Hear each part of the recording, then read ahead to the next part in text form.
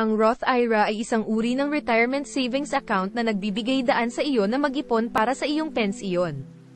Narito ang ilang mga mahahalagang kaalaman at hakbang upang simulan ang iyong Roth IRA investing.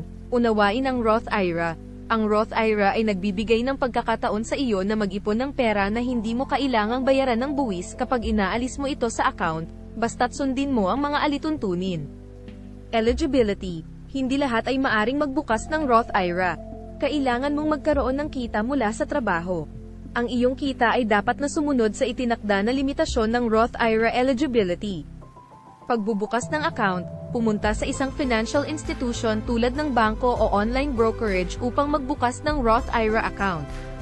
Ihanda ang mga kinakailangang dokumento tulad ng ID at Social Security number.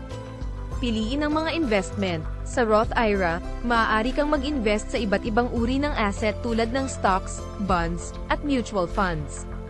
Pumili ng mga investment na naaayon sa iyong layunin at risk tolerance.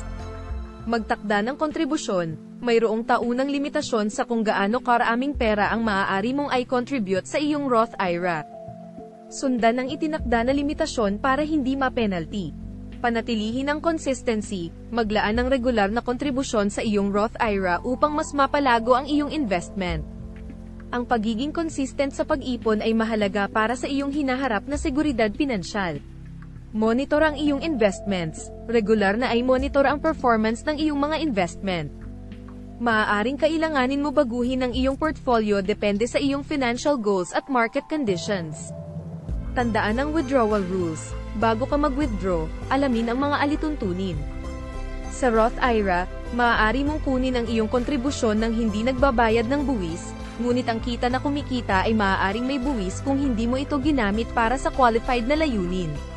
Ito ay pangunahing gabay lamang, at maaaring makatulong ang makakausap na financial advisor para sa mas personal na payo batay sa iyong pangangailangan at layunin.